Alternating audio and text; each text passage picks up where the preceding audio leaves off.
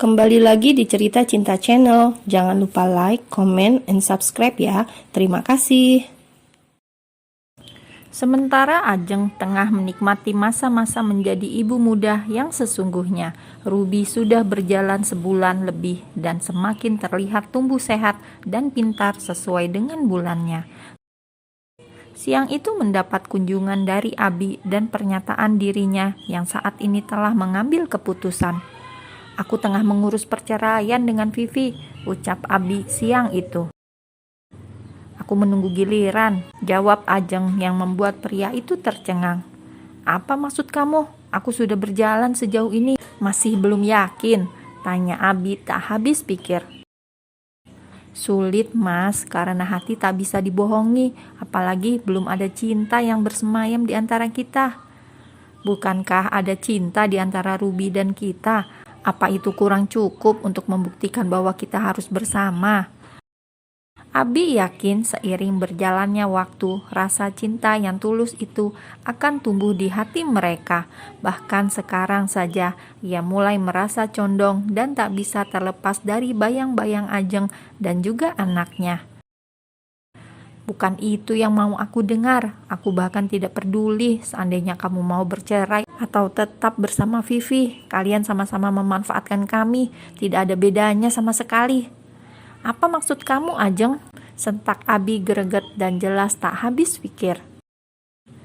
"Mas, kamu masih kurang jelas. Itu artinya Ajeng juga tidak mau suami arogan dan pembohong seperti dirimu," sahut Vivi yang tiba-tiba muncul di kediaman Ajeng. Tentu saja membuat Abi tercengang. "Kamu ngapain kesini?" tanya Abi keheranan. Ada urusan apa mantan istrinya bertandang ke rumah Ajeng? Apakah ingin menyakiti anak dan istrinya? "Mengajakmu ke bui bareng-bareng. Ajeng itu tidak bodoh mas, dan kamu juga harus menerima konsekuensi dari perbuatan kamu yang licik ini." "Apa maksud kamu, Vivi? Aku tidak pernah melakukan seperti apa yang kamu tuduhkan." "Iya, dan itu menurutmu. Iya, memang benar aku adalah penabraknya dan kamu jelas ikut terlibat dalam permainan ini yang membuat Ajeng terjerat dengan kehamilannya. Apa itu pantas dijadikan suami dan seorang ayah?" "Dasar perempuan laknat, kamu memfitnahku," sentak Abi jelas terlihat murka. Susah payah pria itu membujuk Ajeng atas prahara yang terjadi dan sekarang malah dibantai dengan pernyataan Vivi. "Dengar ya kalian, boleh saja memasukkan aku ke penjara, tetapi kalian harus tahu, Abi dibalik semua kekonyolan ini dan dia yang paling layak karena memanfaatkan keadaan ini. Sementara aku, seharusnya kalian berterima kasih karena walau dengan kelicikan Abi yang sejatinya sendiri, aku mau bertanggung jawab." "Diam, aku tidak pernah tahu sebelumnya tentang urusan tabrak lari itu," berang Abi menatap tajam mantan istrinya. "Ajeng, tolong percaya, aku diberitahukan dokter Stella saat itu kalau kamu butuh biaya." "Bohong, dia tahu aku penabraknya, namun dia melarang aku untuk bertanggung jawab secara cuma-cuma karena kami ingin keuntungan sebuah anak, dan kamu bodoh Ajeng, terperangkap dan mau menikahinya." Vivi terus memutar balikan fakta hingga sukses membuat Ajeng dan Hanan mengambil kesimpulan yang paling nyata. "Kenapa mas, masih lupa ingatan? Oh, kamu belum cukup tua untuk memutar semua otak lihaimu. Kamu pikir semua kebahagiaan bisa dibeli dengan uang? Selamat dibenci seumur hidup oleh anakmu," sarkas Vivi setengah berbisik dengan nada penekanan. Perempuan itu pergi dengan puas hati, tentu saja tidak membiarkan pria arogan dan sombong itu melenggang bahagia begitu saja. Dia harus membayar mahal juga atas rasa sakit yang sudah ditorehkan padanya.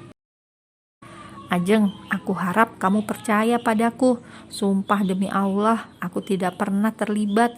Kecelakaan itu murni ulah Vivi. Dan aku tidak berniat memanfaatkan karena sebelumnya aku tidak tahu." "Apa bedanya mas? Toh kamu tetap memanfaatkan keadaan di saat kami berduka. Terlepas itu benar atau tidak, kami sangat kecewa dan sakit hati." Semua seperti berbalik, menganggap dirinya sebagai tersangka ulung yang bermain di belakangnya. Bahkan Ajeng dan Hanan terlihat begitu membenci dirinya. Bagai buah si malakama, maju kena mundur sial. Mungkin terlihat simpel jika ada bukti dan memasukkan mantan istrinya ke penjara. Namun kenyataannya tak sesederhana itu, karena jelas menyeret dirinya tentang perjanjian ilegal yang telah Abi buat sendiri, yaitu tentang perahiman yang masih dianggap kurang umum di wilayah tempat tinggalnya, dan Vivi jelas mengantongi bukti itu. Mungkinkah ini sebuah karma yang harus Abi tuai setelah menyakiti orang yang tak berdaya? Baru terasa uang juga telah membuatnya lupa bahwa sebuah ketulusan menemukan jalannya dengan begitu baik. Terbukti semua perkataan dan rasa sakit yang pernah pria itu torehkan ke Ajeng kini berbalik menjadi bumerang untuk dirinya. Aku datang lagi, sekalipun kamu membenciku, aku butuh Ruby dan aku tidak bisa jauh darinya. Abi kembali menemui anak dan istrinya, walau seperti biasa, Ajeng menyambutnya dingin. Perempuan itu sebenarnya sedang sedikit sibuk tengah menyetrika pakaian Ruby dan adiknya. "Di mana Ruby? Aku mau menggendongnya," ujar pria itu begitu rindu. Ajeng yang sore itu memakai baju tidur pendek di atas lutut dengan atasan pendek dan rambut digulung ke atas sedikit membuat Abi gagal fokus kala menatap wajahnya. Natural dan terlihat begitu cantik. Usianya yang memang juga masih muda, pantas saja Dennis rela menunggunya untuk sebuah kepastian. Perempuan itu mempunyai daya tarik tersendiri di balik penampilannya yang sederhana. "Ada di ruang tengah," jawab Ajeng mengekor Abi yang langsung masuk ke dalam. Ruby tengah tiduran di kasur khusus bayi beralaskan lantai karpet, sedang di sampingnya nampak pakaian bersih yang belum selesai dilipat. "Kamu perlu asisten rumah tangga, biar aku carikan ya. Tubuhmu pasti sudah lelah mengurus Ruby, ditambah harus mengurus semuanya di rumah," tawar Abi demi melihat kesibukan istrinya. "Tidak perlu, aku bisa mengurusnya sendiri," jawab Ajeng cepat. Pakaian sederhana yang membungkus tubuhnya, perangainya yang lembut, semua telah mematahkan pandangan Abi bahwa kesederhanaan Ajeng telah membuatnya jatuh cinta. Pria itu ikut duduk lesehan sembari bermain bersama putrinya yang sudah biasa merespon benda di dekatnya, serta tersenyum lucu mengamati orang di depannya, bahkan mulai pintar miring-miring menggerakkan tubuhnya. Pria itu terlihat bahagia memainkan sebuah benda di dekat Ruby. Ajeng yang tengah sibuk di dekatnya menyimak saja. Sesekali melirik pria itu yang tersenyum lepas terlihat lucu. Tak sengaja netra itu bertemu, membuat Ajeng cepat-cepat memutus pandangannya yang tersenyum lembut padanya. "Kemana Hanan? Kamu di rumah sendirian? Maksud aku hanya dengan Ruby." "Sedang ada urusan, mungkin baru pulang besok. Aku tidak melarangmu untuk menjenguk Ruby, Mas, tapi untuk malam ini tolong jangan menginap," ujar Ajeng merasa was-was. "Kenapa? Aku rindu sekali dengan Ruby, Ajeng. Mana aku puas kalau tidak membersamainya sampai tidur." Biarlah dianggap tebal muka dan tak tahu malu. Toh Ajeng masih dan menjadi istrinya. Tentu saja Abi memanfaatkan status mereka. "Uang untuk bulan ini sudah aku transfer ke rekening. Kamu bisa katakan apa saja yang sedang kamu butuhkan, biar aku tahu." "Terima kasih," jawab Ajeng datar. Masih sibuk sendiri dan kadang bingung cara menyikapi pria itu yang begitu cuek dengan keadaan dirinya yang tidak begitu diterima. 2 bulan semenjak Ruby lahir, Abi memang masih memberikan nafkah lahir full, bahkan lebih dari yang semula waktu hamil. Pria itu memang loyal terhadap uang. Sayang sekali, bukan hanya uang yang dibutuhkan dalam sebuah ikatan pernikahan. "Katakan padaku, apa yang harus aku lakukan supaya kamu memaafkan aku?" tanya Abi sedikit putus asa. Ajeng menghentikan aktivitasnya, lalu mencoba memberanikan menatap wajahnya lebih lama. "Aku sudah memaafkan kamu, Mas. Berdamailah dengan hidupmu. Ruby tetap anakmu dan juga anakku.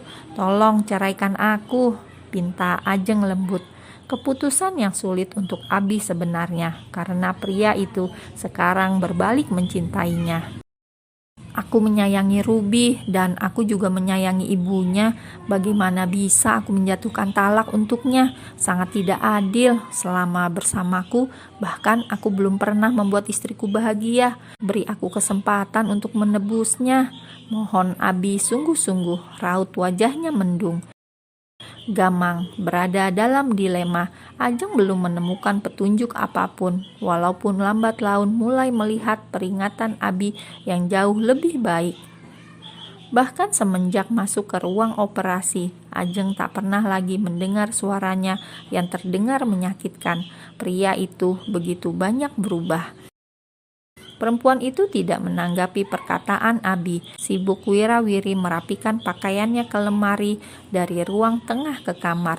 Tanpa diminta, Abi ikut membantunya hingga membuat pekerjaan itu sedikit lebih cepat. Ajeng masih setia mengunci rapat mulutnya. Dia tidak punya jawaban apapun untuk saat ini.